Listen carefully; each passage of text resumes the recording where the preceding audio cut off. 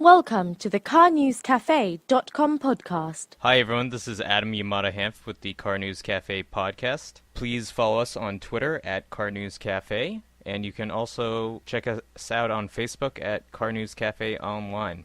This is Aaron Turpin with CarNewsCafe.com. Visit us on Google Plus if you like alternative powertrains. Now today we want to talk about the Detroit bankruptcy. Been in the news a lot, and the Detroit Auto Show, or I guess I should say the American International Auto Show is the official name. They've come out and basically said the Detroit bankruptcy is not going to affect us at all. That seems a bit of a naive statement, honestly. I guess I'm curious to know what Nicolas and Aaron think about it. Hi everyone, this is Nicolas signing in for Car News Cafe. As far as bankruptcy for the Detroit Auto Show, I mean, it's a little bit too early to say, and it sounds like they're just trying to nip it in the bud before anybody thinks it's not worth it, and obviously it's a very big show. I don't know. What do you think, Aaron? I don't actually think that this is going to affect the show, at least the show itself, but it's going to affect peripherals around the show. It's going to affect policing, it's going to affect when you're staying in a hotel, it's going to affect when you're traveling around town. All the things that happen around the show, it's going to affect those. It's going to affect all kinds of everything to do with any sort of tourism, basically, is the way to put it, I think. But the show is extremely important to Detroit. It's one of their biggest events every year. But as I said when I posted that article, the Cobo Center it's held in is not owned by the city. The city has nothing to do with the center at all. The show itself is its own profit center. It's a private company. It's also not beholden to the city for any sort of income or anything. And the policing, the security that they do at the show, they pay for up front. That's not supplied by the city. So the show itself, as far as when you're attending the actual event, that is not going to change. But like you guys have said, there's a lot of other things that a city provides that will go in and around this show. And that's what's going to be affected. Like I said before, I think it's a naive statement. The real question isn't, is it going to affect the Detroit Auto Show or not? It's a question of how much.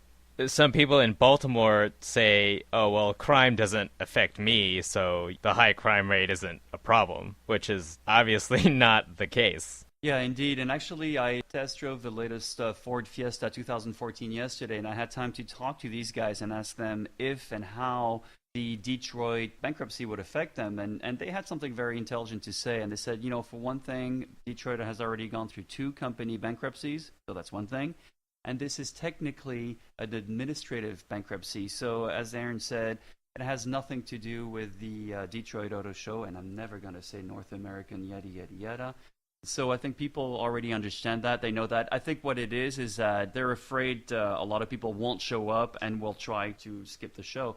So it's just PR handling, and that's what it is. As far as Ford and the Ford Fiesta, I was pretty impressed. I met with all of the Ford Fiesta guys. I'm writing an article on the Ford Fiesta and how much it means to the company. It turns out that the Ford Fiesta is the #1 selling global car in that segment. Its competitive conquer rate is pretty amazing. In other words, a lot of people are dumping their Priuses and Yaris for the Fiesta. And, of course, who's leading the sales? California mostly, but Los Angeles, with something up to 34%. It's pretty incredible. After having test-driven the 1.6, I drove the manual transmission. I was actually impressed. It's a good car. It's a great starter car. It's a great first car. Handles well, has enough oomph, and the redesign is subtle, but just nice enough.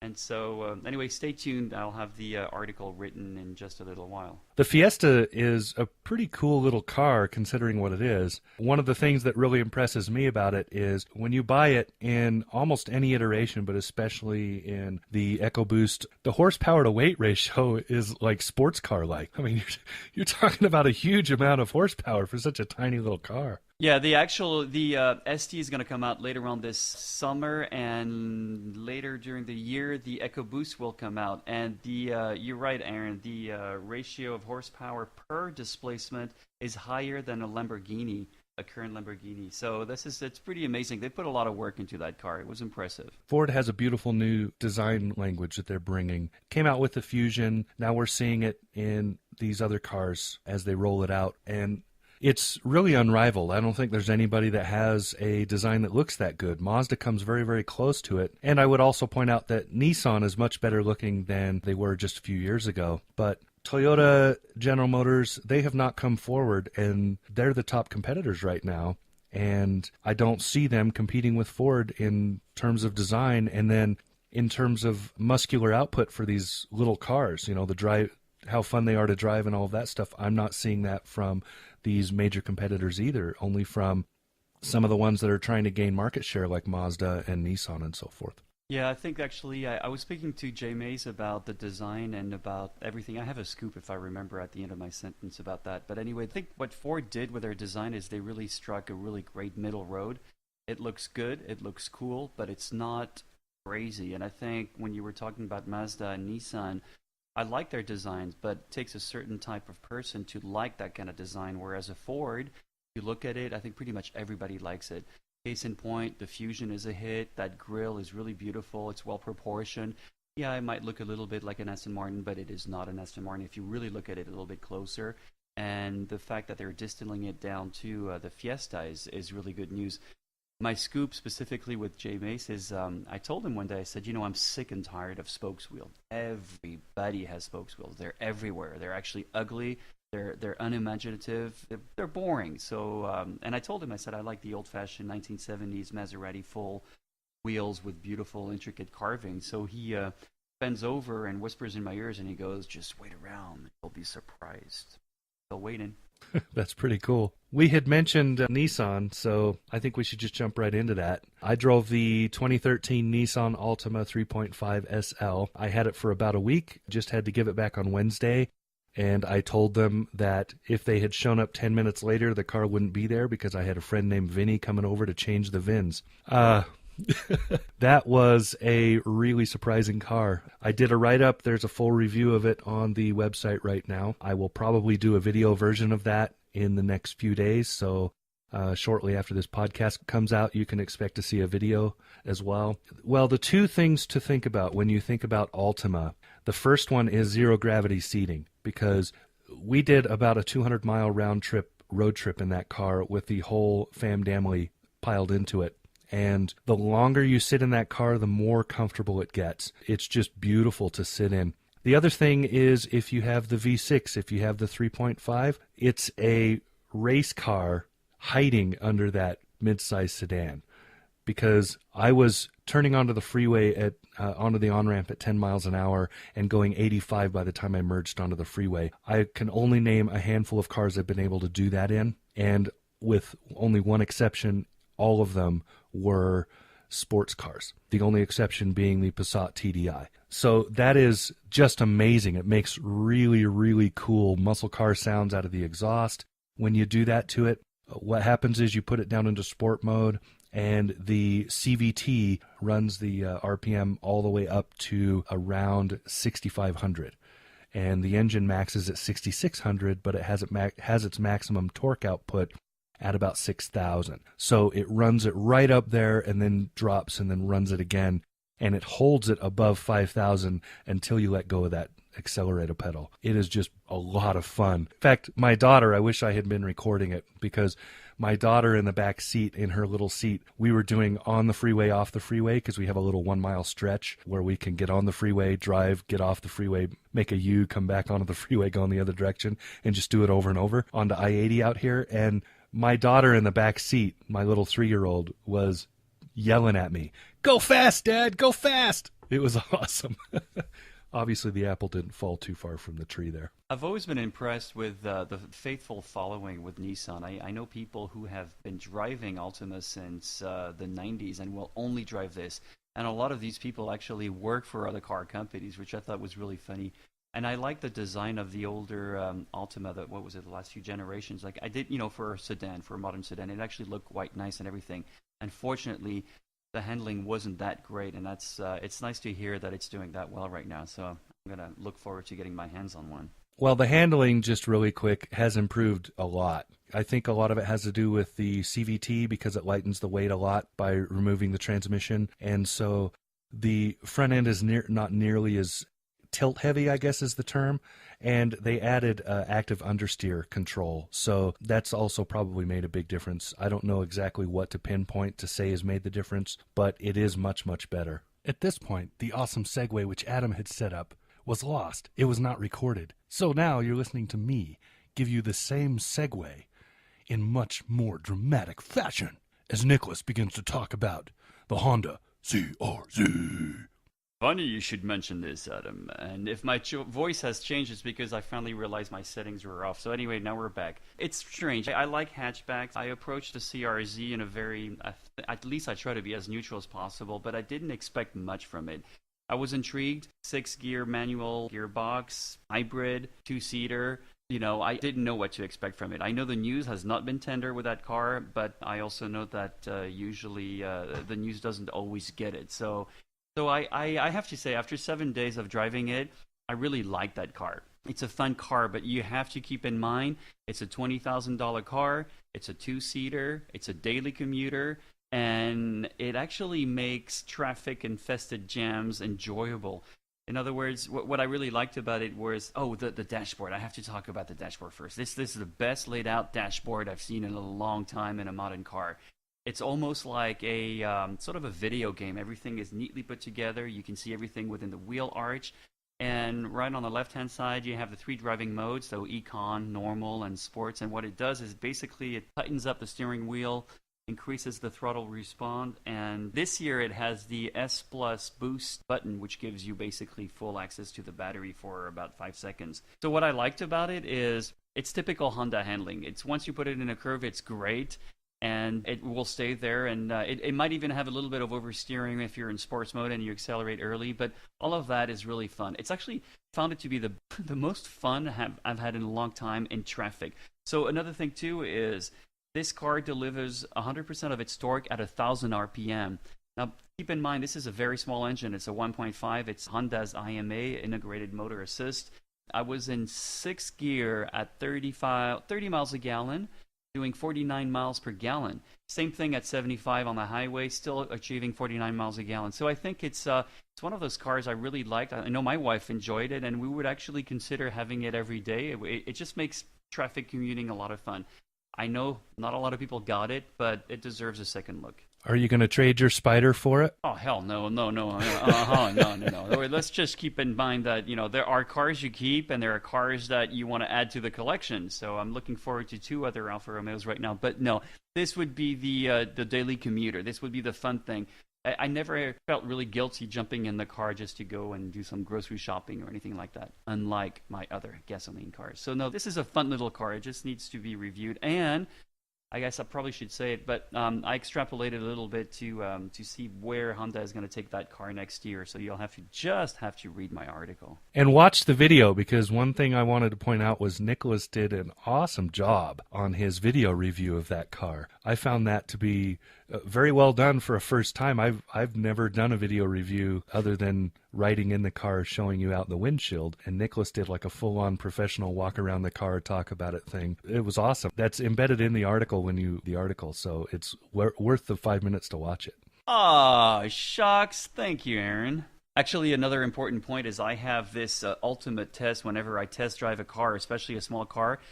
One of my close friends is German, 6'4", drives Porsches all day, and I always have to bring him in the car and ask him, what do you think? I mean, of course, you're a Porsche driver, you poo-poo these kind of cars, right?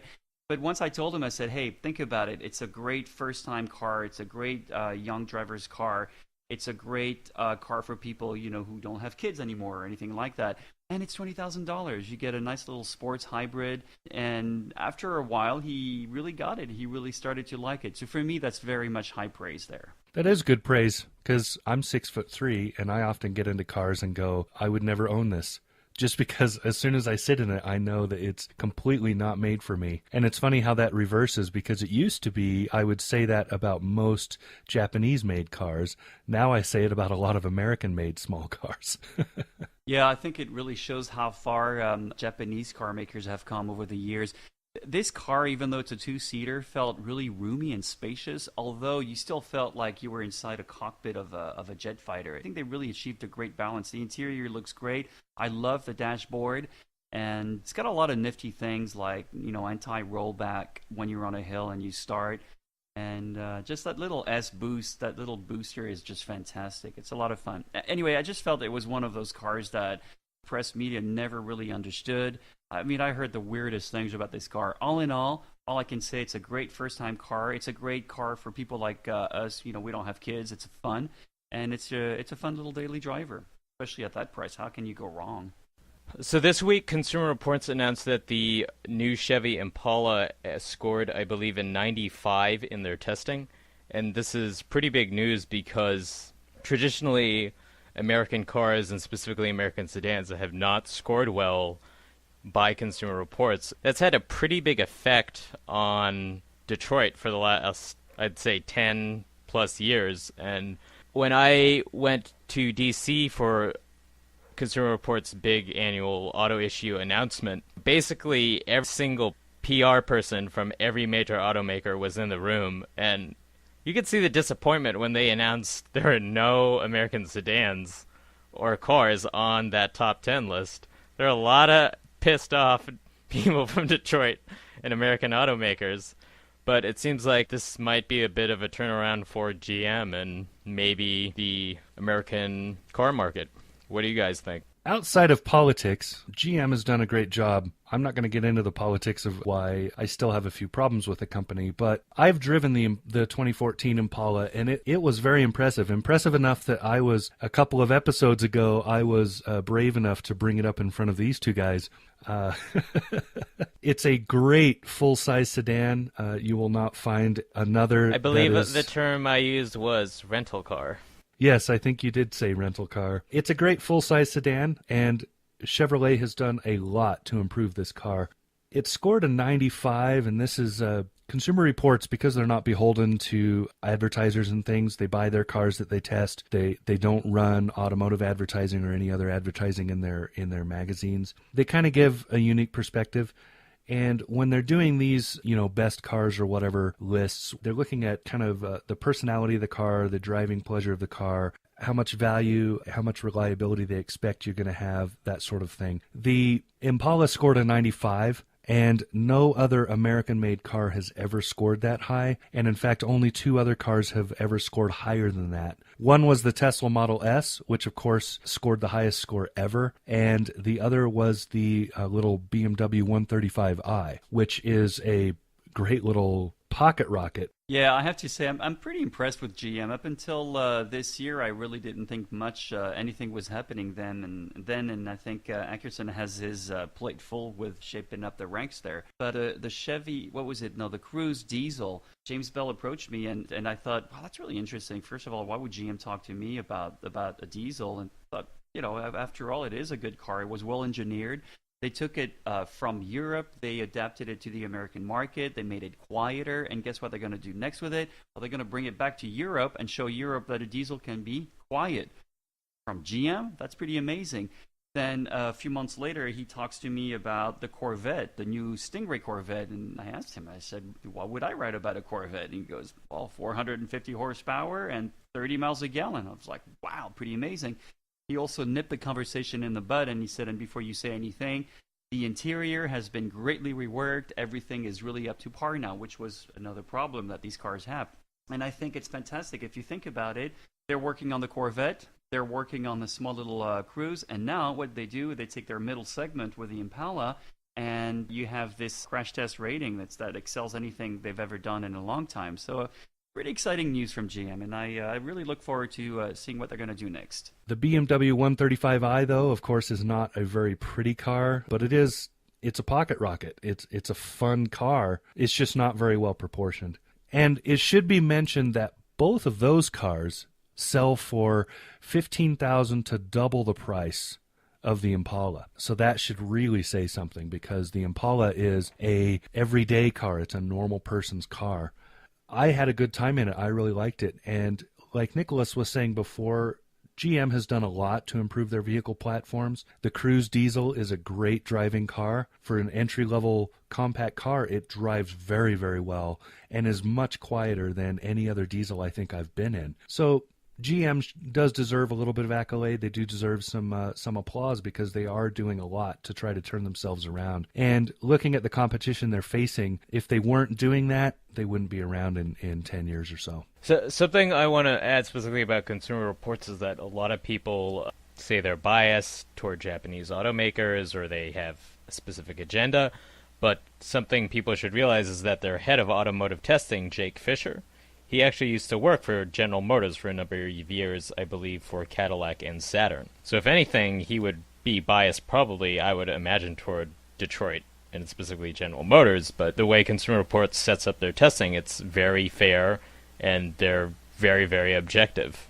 My only problem with some of their testing is that I think that they get over-scientific with some of the things that really aren't scientific. You know, the feel of the car, the drivability of the car, you can't measure that with, science. That's the sort of thing that's individual. It's to the person driving. So one guy is going to have a totally different feel of the same car that another guy drives. I've literally seen that where I have gone to automotive press events and I have sat in a car and driven it and enjoyed it.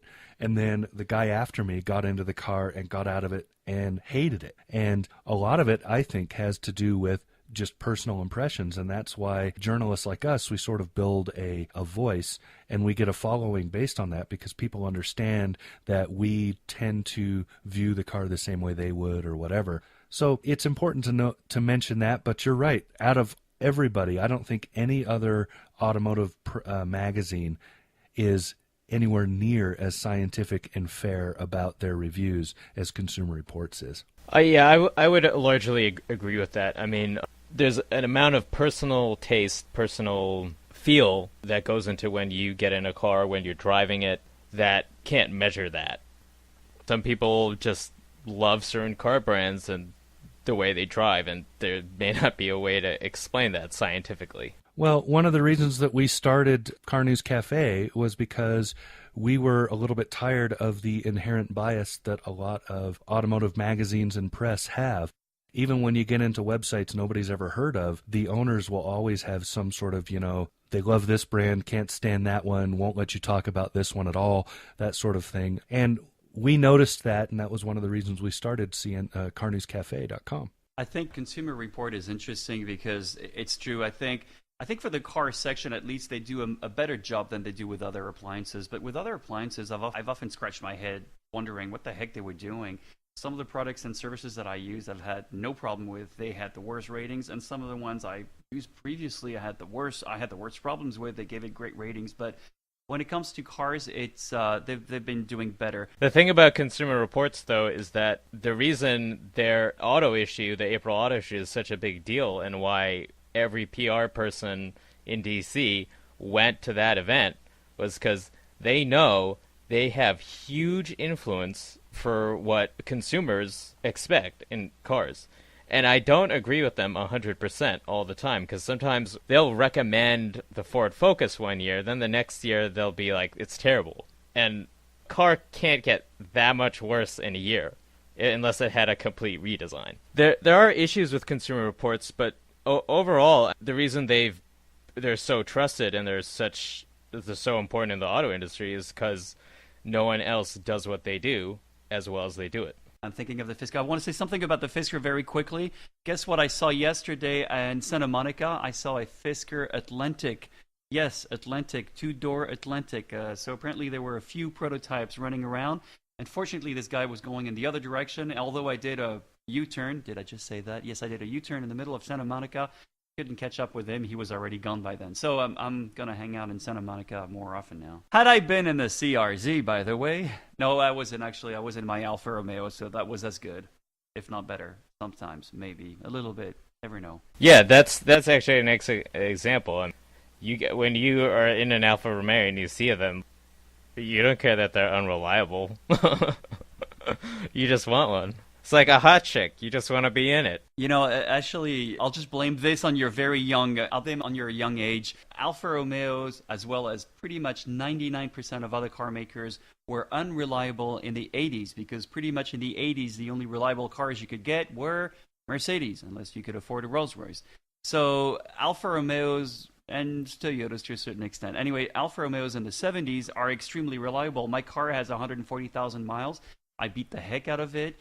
And has no electronics. I did put an electronic ignition system, but that's modern. They really have no problems. Cars in the 80s were bad. We all know that. Fiats were all horrible, but they're not these days. So I think it's very important, you have to put it back into context. No, so by the way, my little Alfa Romeo Spider I drove from Long Beach to Tucson, Arizona, all the way back here in the middle of the desert, in the middle of summer, full speed. The only thing that happened was the segment just blew out, and that was the only problem I had. Another problem I had was hitting a nice little bump on Highway 14 at 90 miles an hour. It destroyed the fan. It destroyed the oil pan. But nonetheless, I got stuck in traffic with that car in LA traffic in the middle of summer without a fan. The car did not overheat. That's something I cannot say about any other car. So they were well designed. It's just that the 80s took over and electronics were not mature. And of course, there was a lot of strike with the Italian car manufacturers. So you younger generation wannabes think you know it all? Shut up. Italian cars get a lot of credit for being the most stylish. Aaron posted an article recently that Aston Martin celebrate their 100th birthday in Warwickshire, England. Tens of thousands of Aston Martin fans with hundreds of different cars over the years, especially the James Bond cars. And I was looking at some of the pictures and I was saying, I think Aston Martin has some of the best looking cars in history. Well, I am very glad that you attempted to pronounce the name of the town so I didn't have to. I'll tell you, I'm gonna make a confession here. I have never ridden, sat in, or driven an Aston Martin of any kind. So I think you should both know that, because that's my big confession for the day. But I do believe I will agree with you that they are beautiful cars. I actually sat in a DB9 a few weeks ago and I was like, man, I really want this car. Ah, shucks. I'm going to have to make my big confession, too. I've only been in and smelled it, but I've never actually driven one. But I will most likely have driven one before the end of the year. That's a scoop. At the same time, I have never driven a Maserati either.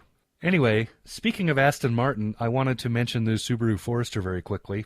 That's the segue. That was a great segue, right? What I wanted to mention, I had a test drive for a week at the same time I had the Altima. I haven't done a write-up on the Forester, but I did do a off-road video. In fact, I did a pair of them. I did one video showing it on a very light off-road just outside of town here. I mentioned that to everybody last week.